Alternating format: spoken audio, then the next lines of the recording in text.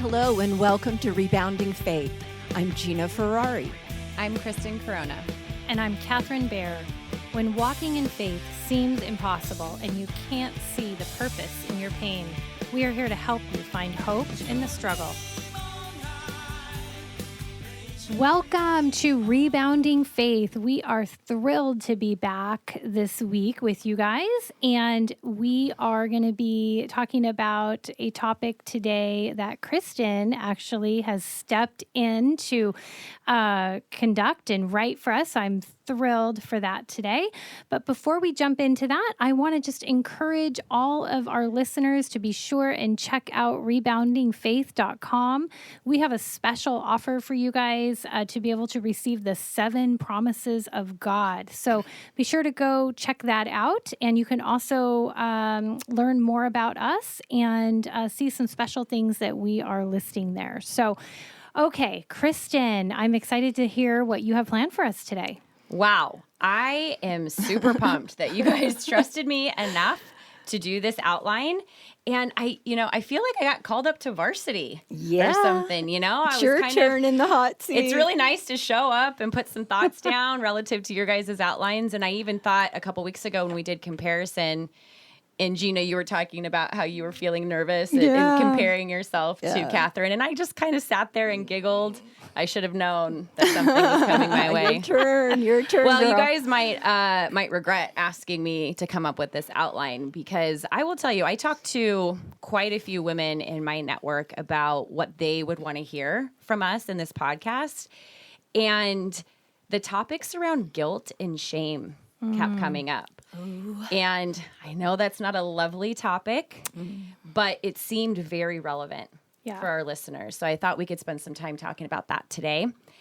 And really this battle of guilt and shame. And it's interesting when you're forced to write an outline about something for a podcast, like you were saying before, you just do a bunch of research on it. Yes. Like, what exactly does guilt mean? And when someone's feeling shameful, what is that about? And so what I realized is that guilt is very familiar to all of us, even though we may describe it in different ways. Could be a bothered conscience, I guess, feeling culpable for an offense or something that we did that we feel regret around. I think as an emotion, it can feel very dark, lonely. Mm-hmm. Definitely. And something that kind of like, it just lingers. It demands our attention. I know when I do something that I feel guilty about, it's like it won't go away until I address it. Mm-hmm. And I think that what I found was that guilt is often paired with a feeling of shame. And I want to talk about that in a second, because there's a couple of things that I heard and that I listened to that I think really helped me resonate with how they're very different, actually. But they do often get paired together. Yeah. So I guess just to kick it off, like, what do you guys think about the topic?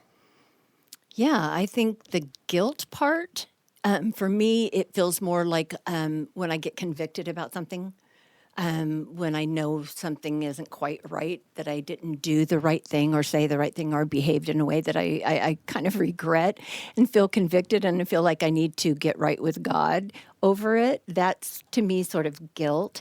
And shame, to me, is something that you wear. Mm-hmm. Wow, that's really powerful. Yeah, guilt to me is definitely the action, right? It's resulting from an action. So, in lighter terms, maybe, I blew my diet, right? I have guilt because I had too many calories for lunch or whatever. But maybe shame might be, I am fat. Yeah. Right? Would that be the difference? So it's like one is resulting from an action and another is almost like an identity. Yeah. I think so. The more I research this topic, that's really what I think I came to as well. And obviously there's a lot of differing opinions on this topic, but I do think that guilt seems to come more from a mistake we feel that we made, or a behavior that we're not proud of. Yeah. Maybe I'm rude to somebody. I say something that I regret saying. And I think if you look at it in that way, guilt could actually be somewhat of a gift, right? Like the feeling that you feel when you break your diet, which I think all of us did Oh, over yeah. Halloween. I had like 75 pieces of candy that I would never eat Oh my gosh, at that any point in candy. time. Yes. And then it's followed up with Thanksgiving. Yeah. Yes. Pumpkin pie Yeah, yeah. randomly, of Just course. loaded on. But I think that's a gift. Like it's a feeling of it's like a soul signal that alerts us when we need to deal with something. Soul signal. Yeah. I like good. that. I heard that. I kind of liked it. Yeah. Yeah. So, Kristen, I just have a question on that. So, is guilt almost seems like it might be easier to, I don't want to say rectify, if that's the right word, but to resolve perhaps than shame. Would that be an accurate statement? I think so. Yeah. And as hard as it is for me to admit when I've done something wrong, you could just ask my husband about that. I do feel a lot better. If if I was rude to someone or I said something I shouldn't have said, I keep going back to that example, then I do feel better when I apologize for Yeah. that and say, I'm really sorry. My behavior was terrible. Yeah. And I think acknowledging that and you kind of put it to bed and then you move on. Right. And I agree with that. I think that's a good way of thinking about it, that it really is a behavior. And if you get that soul signal to address it, it actually can be a really good thing. Yeah. I think Healthy. at times. Healthy. I never, Yeah. ever equated feeling guilty with a gift. Yeah. Not so much, but when you think of it and you put it that way. You haven't heard of a guilt gift, Gina? No, just kidding. No. I'm going to get you one for Christmas. Yeah. So, but when you put it that way, Yeah. it really is kind of a gift to us that we can acknowledge it and we Yeah. can, thank you that I realized what I've just said or done or how Right. I behaved wasn't okay, and let me make that right. Yeah. Yeah. And first John 1:9 says, if we confess our sins, he is faithful and righteous to forgive us our sins and to cleanse us from all unrighteousness. Amen. I love that. Yeah. So I think that's a good way of looking at it. And I think while healthy guilt, like we said, can lead to our own healing or helping heal, potentially broken relationships, shame can really shut us down. Shame is definitely something I think that is longer lasting. And I want to talk about one of my favorite authors, Brené Brown, who I'm sure a lot of Yes. you guys have Love listened her. to, read her Great. books. But in one of her really popular TED Talks, she breaks down shame and guilt. And I thought it was very relevant based on what we've been talking about already. But she says that shame is a focus on self, while guilt is a focus on behavior. So exactly what you alluded Yeah. to, Catherine. And this, I think, is really powerful. So I want to let it sit for a second. But she says, while guilt acknowledges I did something bad, shame takes it much further and imagines I am bad. Yeah. And Gina, I know that you've spoken with us about your battle with guilt and shame, and you recently even wrote a blog about this topic. I was hoping that you might be able to share some of your story with us. Oh, yeah. Guilt and shame. My gosh. More shame is what I would say has been. And, when I wrote it in the blog, like a cloak that I wore around me that I carried everywhere with me. Deep, deep shame. And because it did become me believing that it was who I was and that I deserved to carry that cloak with me everywhere. This is not the easiest subject to talk about, but we've promised to be real with you guys and talk about the things that aren't easy to talk about. And so I'll share with you. When I was a 8-year-old little girl, I was sexually abused. And because of that, the trauma that went with that, and I didn't tell anyone. When I was 13 years old, I began to pull my hair out. And there's a disorder that is called trichotillomania, and that is the pulling of your hair. And oftentimes it's because of a trauma, severe trauma. But we certainly didn't know that at the time. I didn't know what trichotillomania was until I think I was like 30. But I started pulling my hair out, and I didn't understand why, but I would go into the bathroom at night and literally disappear into the mirror where I wasn't anymore. And I would just pull my hair out and I would feel relief, some release from it that I didn't understand, but it's how I felt in the moment. Like I just was getting some relief from some internal war that was going on within me that I didn't know how to describe. And then I would come out of that kind of daze that I was in, and I would see a hair or the counter just filled with hair. And immediately, oh my gosh, I would just grab it and put it in a tissue and throw it in the trash and hide it and feel horrible about it. Just what am I doing? What is wrong with me? Who does that to themselves? Who pulls their beautiful hair out? I did. And it wasn't until, I had a lot of a thick, pretty hair, and it wasn't until my mom was brushing my hair right now and said, "Oh my gosh, you've got like a little bald spot. Well, what has happened?" And what happened? And I said, I did it. And that was the beginning at 13 of a 30-year battle. A 30-year battle of pulling my hair out.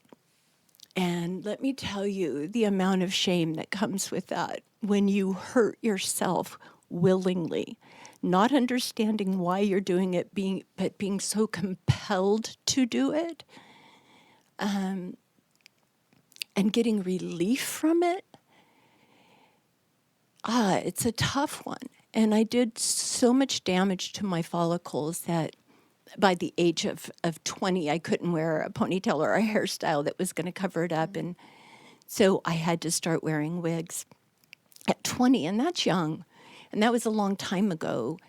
And wigs weren't what they are today, and so many people wear them now just, as an accessory and changing up their style. But that wasn't the case for me. And so I felt a lot of shame about that. And when you come out of abuse, I didn't want anyone to get too close to me. I think part of my pulling my hair out was to make myself unattractive so somebody wouldn't Like hurt on a me. subconscious Yeah, level. definitely Yeah. subconscious for sure. And at 13, between 13 and 20, you're not, definitely at 13, you're not going to understand the full ramifications and what is going on. Yeah, Catherine, not Yeah. until I was Yeah. in my 30s and in therapy did Right. I understand any Yeah. of it. Yeah. But the fact is, I did so much damage to myself that women and their hair, it's a big deal. Yeah. I mean, it's a big deal. And there were so many things that it affected because I couldn't just dive in a pool like someone else could. I wore a wig, and I didn't want anyone to even know that. So I was you were a hiding so many Yes, things as part hiding of this shame secrets, cycle. hiding. Yeah. And wearing the wig was shameful in itself, and I didn't want people to know, but I couldn't stop, and So it wasn't the wig, Gina, because if you think about it, like people who suffer from cancer or going through chemo and they're losing their hair and they're wearing wigs, yeah. you don't often associate shame with that. No, but But they the didn't. shame- They didn't do that to I was themselves. just going to say, so the shame is rooted in that you inflicted this upon yourself. Myself. You did this to yourself. Yes. Okay. Yes. Just want to make sure that. Yeah, That's no, gosh, there's all kinds of reasons that people have to wear wigs, and it's all acceptable. But when you willingly do Yeah. that to yourself, So that's the root of the that's shame. the root of the shame. Yeah, okay. Yeah, of course. Yeah. Do you remember when you were 13, Mm-hmm. right? And obviously you had done it for a while, but you mentioned that you would stand in front of the mirror and you would, start pulling, and it was almost like you weren't yourself. It was almost like this outer body experience Absolutely. of some sort. Do you remember how you were feeling in those moments? Because you did say it felt good momentarily, but then Yeah. after you felt shame. Yeah, in the moment it was like I disappeared in the mirror. That's how it started, but then it progressed. It wasn't just at night in the mirror. It was when I was stressed. It was when I It became was your coping mechanism. 100%, Yeah. Catherine. Yeah. Exactly. It is how I coped with everything. Yeah. Yeah. Everything I didn't know how to feel, every situation that I didn't know how to deal, with, I would pull my hair. Yeah. Yeah, and it was a moment of relief somehow that I got. And it's a chemical reaction, it's a disorder. So there's something that goes with it. I don't understand it all, but I did feel relief until I stopped for the night or for that moment or when I realized. And even And then when you had the shame. then immediately I had the shame. Yeah. So, do you want to walk us through, Gina? Because, like, if you talk about guilt, right, tied to something you did, well, pulling your hair out is something you did. But how did it go from guilt to shame? I think the shame came because it wasn't a one-time event. I didn't just hurt someone's feeling by being rude and I could apologize. I did this to myself repeatedly for years. And each time I did it and each time I couldn't stop doing it, I began to have self-talk about how worthless I was. So it became, I am I am worthless. worthless. I am bad. It Yes. became part of your identity. Absolutely. Yeah. In your blog, you talked about the heaviness of that cloak, Yes. right? And how you would take it off and then you or someone else would put it back on you. Yes. And you just kind of kept with that cycle, that vicious cycle. Do you remember what you were thinking when that would have you keep going back and doing it? No, like Catherine said, it was just a coping mechanism. Yeah. It's just what I did. Some people bite their nails. We all have our own little releases of stress or how we cope that aren't healthy. Yeah. Some people eat too much. I mean, there could be so many things. For me, it was, I did not have control over it. It was a compulsion to do this, compelled. I could not stop It myself was like from an doing addiction. Yeah. it. Yeah. Oh, 100%.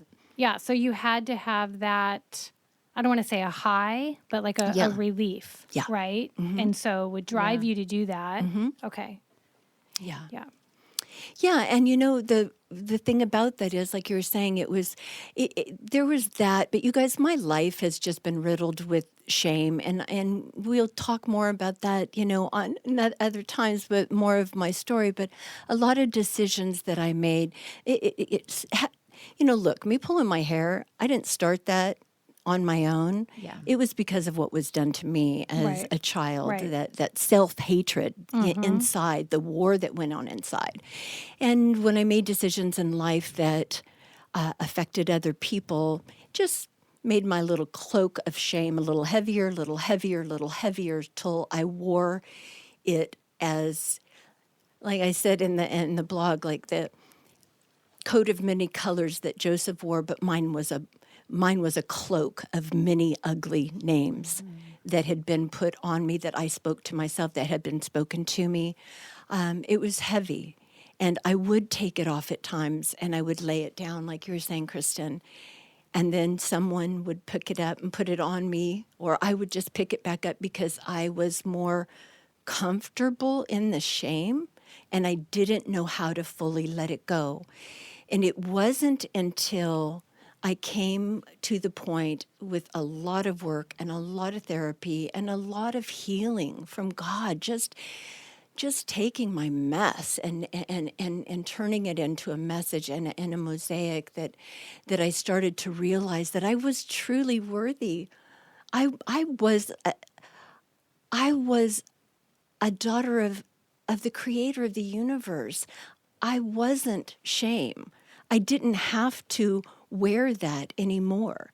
And when I was able to finally lay it down and let it go And leave it there. and leave it there and walk in freedom, the shame of the hair situation is gone. I carry it not at all. I used to really not want people to know that I wore a wig. I don't care who knows that I wear a wig Yeah. now. I'm not ashamed of that at all. It's something that happened in my life. I am not the same girl that did that or a young woman that did that to myself. I am a whole woman who has no reason to carry the shame of that with me, and I refuse to do it or allow anyone else to make me feel that way. So I just want to say something really quick here, because I think so many times we get caught up in the superficial part of life and we only see our appearance. But I have to say, when you were talking just now, I had this realization that I've known Gina for probably 4 or 5 years now. And I know that I look at her and I say, okay, blondish, sandy blonde hair, is what the wig would be, a little longer than her shoulders, whatever. But the point is that I don't see the hair. What I see is what is inside. I see the heart. I see the giving. I see the caring. I see the wisdom, and I see your heart. And it's something that I just had that realization just now, that we're spending so much time talking about your hair. And yet in all the years that I've known Gina, I've never even really noticed it. Yeah. Isn't that interesting? And yet that was such a source of great shame for you. And you have so many beautiful qualities, that I see. Thank you. Yeah. And you know what it did do too is make me very compassionate. When you Oh, go through definitely. something like that, and you know, it makes you more compassionate, because we all have stuff. We all have a story. Some people's you can see, and some people's you can't. Yep. It doesn't mean they're not there. 100%. But Well, now, and I definitely want to hear. Thanks for telling that Yeah, story, because yeah. I know Yes. it's hard. It is and hard. I don't want to just continue on without Yeah. acknowledging that I really appreciate your vulnerability and sharing that. And to your point, Catherine, Gina is such a strong woman, and we will a little bit later get into that path that you took to get to a place now where you don't feel that shame anymore. But I think when you were telling your story, something really resonated with me, and that's everybody has some sort of feeling or coping mechanism related to their shame. And it might be pulling out your hair. It might be hurting yourself in some other way, maybe even physically. It might be eating. It might be starving yourself. There's a lot out there. It might be being so busy that you cram your day full of stuff. So you don't have to feel Yeah, anything. exactly. And I think that what it really got me thinking about was just being mindful of, to your point, that compassion around how someone's shame might be showing up, because it's usually not at the surface going to be as simple as, why is she pulling her hair out? That's so strange. Like, why doesn't she think she's beautiful? Why is she doing that to herself? And there's so much there that you would have to unpack before it even began to make sense. And even then, it would be really, really hard. So I think that's something we should spend a little bit more time on, is really unpacking why we go to that deep of a place and feel that bad about ourselves. And more so too, why do we keep doing it? What's going on that makes us continue to go back and pick up that cloak and put it back on? What do Right. you Why guys can't we think? just leave it? Yeah. Leave it there. Yeah. I think that I can only speak, from my own experience, but I think that the longer you wear shame, the heavier it becomes, and the more it does become part of your identity. You question everything about who you are. And everything for me stemmed from this broken, unworthy, undeserving place. And so I think the longer, it just gets heavier and heavier, and you somehow adapt to whatever your situation is. And pretty soon, this heavy cloak feels normal to you until you are able to take it off and feel that freedom and that relief. And then just leaning into trusting God knowing the truth of who he says you are rather than the lies that you have repeated over and over in your mind, or allowed the evil one to speak to you, that tape that plays that says, no, pick that coat back up, put Yeah. that back on. I think also what came to mind is it's not just a coat, but it's also chains. Yeah. It's the chains that keep you bound to whatever it is that you are struggling with. And it prevents you from experiencing that freedom Yeah. in God. And so, I've often wondered about, when they describe Jesus as a chain breaker, right? To be able to break those chains, to allow us to experience true freedom for whatever that is.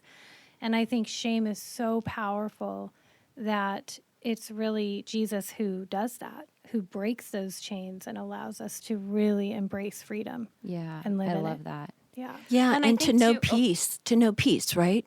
Because when the shame is gone, it's going to be replaced with something that God gives you. He takes away the shame, he forgives you, you forgive yourself, and then the shame gets replaced with freedom and with peace and with joy That's right, and with yeah. all the things that God tells us to think about, what Right. is good and lovely and kind. All of those things become who you are Yeah. instead of Yeah, that's the beautiful. shame. Yeah. Well, we've talked about a couple different examples about how we might wrestle with guilt and shame, and some of the choices that we make or the decisions we make. And sometimes I don't think it's as obvious as it's the wrong decision or it's a bad decision. I think there's a lot of decisions that we as women might make in our life that is the best decision given the circumstances. And again, just kind of tying it back to all of the women I spoke to in preparation for this, I want to ask you both as mothers, like, what is mom guilt? Let's talk about that for a second, because it came up a million different times. Yes. And when you were talking, Gina, about how this shame kind of becomes who you are, it feels like sometimes with mom guilt, it's just like this lingering thing. It's like if you don't feel guilty about one thing, you're feeling guilty about something Oh my else. gosh, it totally is. And I just have to ask, I would be very curious if there's such a thing as dad guilt. Yeah, Because in my house, I have just a quick funny story on a tangent, but I have a 19-year-old son that is still at home with us. Our daughter, of course, has gone on to college, but I still have mom guilt about making dinner and, making sure that he gets dinner, whatever. And I'll say to my husband, I want to be able to make something for our son or whatever. And he goes, well, why do you have to do this, every night? Or why do you feel like you need to do this every night? And I said, well, because, he's going to move on. He's going to leave and he's going to, and Todd, say, he's never leaving. You're making it too comfortable. Yeah. Yeah. So anyway, again, curious if dad guilt exists. But Yeah. guilt, I think mom guilt absolutely does. And I think it's rooted in us being a nurturer and really wanting to take care of every need and nurture that. And, but I do think that, in my case, you know what? My son is 19. He can Right. definitely find himself dinner. So I think there's a time where, it's probably not that appropriate anymore. But yeah, I think absolutely it exists. And, we as women, especially if you're trying to work and be a mom and take care of the house and, earn the bacon and bring it home and fry it up in a pan, as they used to say, right? Can do it all. Yeah. I mean, that is, I am every woman kind of thing. Yeah. Like there's going to be guilt, I think, for sure, associated with that. I think that too, and I think part of it is the comparison thing. Every definitely. mommy blog that's telling you how she's killing it, she's getting it all done, and you think She's growing her own lettuce yeah, in addition to making the salad. right? Right. So I think that part plays into maybe mom guilt. Some my boys are grown; they're men now.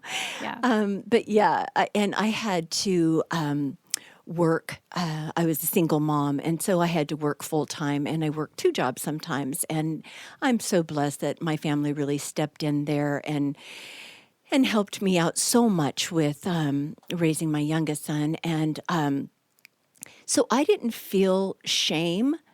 I definitely felt guilt. I would say, oh my gosh, he's got a baseball game and I can't make it there because I have to work. But I was doing what I had to do. And so I think to me, it was easy to separate. I didn't feel shameful of that. I was doing what I had to do to make end meet, and someone was stepping in for me. My parents would be at the game or whatever, or it might have gone deeper. But yeah, I think Mom, you'll find out one of these days, Kristen. Yes. I mean, I feel like I have a little bit of it right now with the pups, right? We got our new Yes. little baby puppy, and I feel guilty right now. I'm here with you guys, and I feel torn to be over there. So cute. Yes.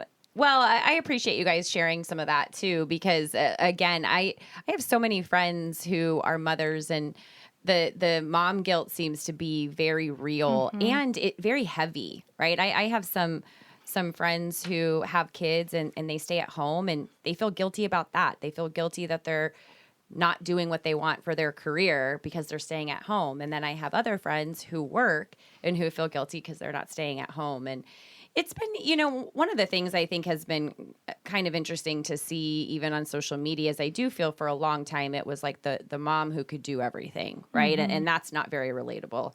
Then we kind of shifted to it was kind of cool and trendy to like be a mess and not have everything together. Right. But probably somewhere in the middle is authenticity, right? Where you're really just saying like, I just am who I am. And, if you tie that back to even what Christine talked about last week on the episode about like if you're really centered in God and who ultimately you are serving, then what other people think doesn't matter. Right. The shame is about what you think about yourself. That's harder because the things we tell ourselves could be worse at times than things that anybody could ever say to us. Absolutely. And I think, too, it's something where when we're talking about the topic of motherhood, that every situation, it's very circumstantial. So, every child is unique and different, and every situation, every family dynamic is unique and different. And so I think sometimes guilt and shame can be rooted in not in, whether I work outside the home or whether I work inside the home, but it can be rooted in how do I handle this situation that has presented itself to me, or I have a wayward child, or I have, this situation where you can feel incredible amounts of guilt and shame based on how you are trying. I mean, you've never been presented with this situation ever before. Your friends and family are walking through the situation. So a lot of it can be rooted in how you address something like that. And I think where you just have to have grace for yourself. And I just want to encourage anybody who has younger children out there or kids that are still in the home and growing up. Just in what I've come to recognize is that just by loving them and believing in them and being in their corner, that those situations will play out. And that's what they will take with them. That's what I have seen. That's been my experience, and also with others. And when they walking with friends, going through that same thing. And so we do so much harm when we beat up on ourselves, I think, for not being, quote, better or handling that situation better. That I think that just, being able to give ourselves that grace to walk through that situation is critical. Yeah. It's a good segue because I think that what I wanted to get into next was really just about like what ideas do we have related to how we can best support each other in this, because it is something that we all feel to some extent, different phases of our life, and have different guilt and shame around various things that we've experienced or are experiencing. So I'd love to get your guys's thoughts on how we might best support one another. I do want to read just two verses first that I saw. And Gina, again, you had alluded to one of these in your blog, but the first was Matthew 11:28 through 29. Come to me, all who are weary and have laden, and I will give you rest. Take my yoke upon you and learn from me, for I am gentle and humble in heart, and you will find rest for your soul. And the second is Romans 8:1-2. Therefore, there is now no condemnation for those who are in Christ Jesus. For the law of the Spirit of life in Christ Jesus has set you free from the law of sin and death. Those are so good. Yeah. Love that. Thought it might provide just a good overarching kind of message when we start thinking about how to best support one another. Because we've talked about this again, too. It's like, it sounds so simple to say, if you're rooted in your faith, then you'll be able to kick this You just shame need to thing have to more the faith. curb. And Yep. so we're kind of back to that again, too, right? So it's how, as women, how can we support each other? What are some ideas that you guys have, or things that you've witnessed, or have you felt support from other people in your life? That is so good. And I think the first thing that comes to mind for me is that a lot of times people want to keep this hidden. You know, women don't want to talk about this and be vocal. I mean, who wants to raise their hand and volunteer all of the areas that they, especially if they firmly believe that they are bad, a bad mother or a bad provider, bad whatever. human being. Bad human being. Yeah. So I think definitely this is just critical for us to recognize that a lot of times it's not going to be spoken. And so what I believe is when you speak words of love into someone in their life and you encourage them. I'm a big encourager, so I'm always trying to find ways to, you know, really validate someone or point out what they're really good at and what their strengths are. And, you know, mention that and give examples. And people will respond to that. And hopefully they will carry that with them. Yeah, I think that's awesome, Catherine. I think encouraging each other, supporting each other, praying for each other. We're doing a podcast, so we can Right. reach out to women and encourage them and let the Lord love on them through us. And so I think it's showing up wherever you can, in whatever way you can, and really taking the time. We have such busy lives, so really taking the time to check in with those. You know, when Christine was talking about her angels and her friends showing up, we got to be better friends, better sisters, better, you Yeah. know, it's for showing up and really being there and let people feel seen and heard and that they matter. Absolutely. And the holidays are coming up, right? So what better time to reach out and check in. But one thing I wanted to just mention to you guys, I think it's worth mentioning, is that when we carry shame, that oftentimes might result from sin of some sort, right?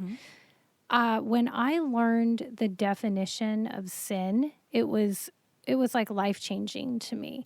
And the definition of sin is basically just missing the mark of perfection. So if you think of like a bullseye, right? Like that getting right at the center, that's perfection. But whether it's out a little bit or a lot, right? You've missed the whole ring altogether. It doesn't matter because we're all outside of that ring of perfection. We're never going to hit perfection. And so it doesn't matter what the sin is that we're carrying the shame for. We've all missed the mark. So I think it is recognizing that there is no list of sins that are graver than the other. We're all outside the mark. Right. And so I think it's just understanding that and having grace both to ourselves and to others. Such a good I point. love that. I also think, too, don't assume that you know how someone's feeling. True. Right? I think that I don't really know that the golden rule applies, right? Like Yeah. treat people how you want to be treated. I think ultimately you would want to treat people how they want to be treated. And that's hard sometimes if you don't ask. And so, you know, kind of going back to the working mom thing, I need to do a better job of this, but especially we have so many women that go out on maternity leave at work and just calling them when they come back and just saying, hey, I don't want to assume that I know how you're feeling. How are you feeling about being back at work? Yeah. That's And opening up the door to have a conversation. Or conversely, right? Another one of my friends just had a baby and calling her and saying, how are you doing at home? good. Yeah. How are you feeling? Yeah. Right? Because like with my struggle with infertility, I might just think to myself, like, at least you got a baby. Like, hope Yeah. I'm sure that's great. That's like the best blessing in the world. But there's so many women who deal with postpartum or Yes. whatever it may be. Like, don't assume that you know how someone's feeling. So that would be something else that I might suggest is just don't be afraid to ask the question, To check in. to just check in and say, hey, I don't want to make any assumptions here. How are you doing? How are you doing with this? And combine that with what you guys said about being intentional, being better friends, making the time, maybe even when you start your week and you're having your quiet time, write down a couple people that you feel like you need to check in with Yeah. and pray for them and pray that God helps you figure out the right way to do that. And, you know, again, I'm going to tie things back to the Brene Brown stuff that I read too in preparation for this. And she said something that really stuck with me here. And she said, what we don't need in the midst of struggle is shame for being human. And she also said we cannot selectively numb emotions. When we numb the painful emotions, we also numb the positive emotions. Wow. So it's almost like if you didn't have that low point of feeling shame, would you really feel as good as you do now about overcoming that? Yeah. And I think back to you, Gina, and the story that you shared, and it's like as terrible as that was and as low and low and low as it could be, that feeling that you feel now of overcoming that must feel so special. So good. So good to just walk in joy and to walk in freedom and to walk in peace and forgiveness. Feels so good. And you don't take it for granted, No. probably like some people might. No, and I don't want any Yeah. woman out there or any person out there listening to walk in it a moment longer. You can lay it at the feet of Jesus, accept his yoke, and let him put that on you because it is light, and let him take your burdens and walk away from them and don't look back. So, Gina, let me ask you this. Is there anything you would recommend for someone who is struggling with shame and doing the back and forth dance, laying it down, picking it up, laying it down, and just can't seem to get past that? Yeah, my goodness. That's a big loaded kind of question. How do you get over it? I think you have to come to the point that you hate it so much that you'll do anything to get rid Yes. of it. It's so heavy you can't walk anymore. You cannot carry it another moment. So you're rock bottom. Rock bottom. Yeah, and just That's not very uplifting. We were So you're gonna- thinking, yeah. Is there a way to get there before you get to rock bottom? I don't know. Wouldn't that be nice? Don't let your coat get so heavy. Yes, Yeah. yeah. Stop it before it gets Empty so the heavy. pockets. That's Yeah, right. That's yeah. right. Yeah. No. So, but you know, the beautiful thing is that Jesus is the answer. He's the answer to our pain. He's the answer to our shame. We can put our faith in him and live as daughters of the King Most High. That's amazing. Thank you. Yeah. Well, I'll leave you guys with this, and I think it ties back to what Christine talked about last week, but I think it's a good opportunity for us to allow ourselves to be angels for other people, that's so good. and to use God's word to be able to walk alongside people and to be able to help them through this, and think through all of it, giving grace, and know that God is using all of this for good and that there's purpose Absolutely. in it. And as challenging as it may be to put that cloak down and leave it there, it is possible. So really appreciate you guys. Thanks for letting me set the outline for this podcast. Good job, Kristen. You did great. Woohoo! Yay. Thank you guys so much. I hope you have a great week, and we'll see you guys next week on Rebounding Faith. Bye. God bless everyone. Thank you for joining us. Come and join us next week, and be sure to like and subscribe to Rebounding Faith.